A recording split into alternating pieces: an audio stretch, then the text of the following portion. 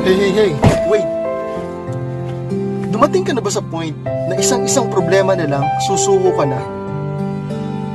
Wala ka nang makitang pag-asa? I have something to tell you. A thief comes only to steal, to kill, and to destroy. But meron akong good news. Jesus said, I have come that they may have life. Have it abundantly. Yes, tama ang narinig mo, kapatid. Dahil sa pag-ibig ng Diyos sa iyo at sa akin, pumunta siya dito upang bigyan tayo ng pag-asa, ng buhay na masagana. Can I pray for you for a while? Lord Jesus, I pray for the person on the other side of the screen watching right now. Lord, help them to provide all their needs. Protect them, Panginoon, from the works of the enemy. Lord Jesus, tulungan mo po sila tuwing sila'y nadadapa at nanghihina. Tulungan mo silang ibangon.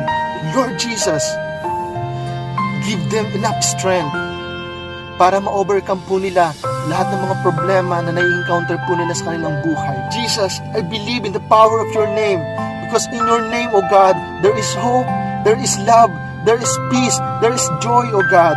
Lord, bless mo po ang taong nanonood today at ang kanyang buong pamilya. In Jesus' name, Amen.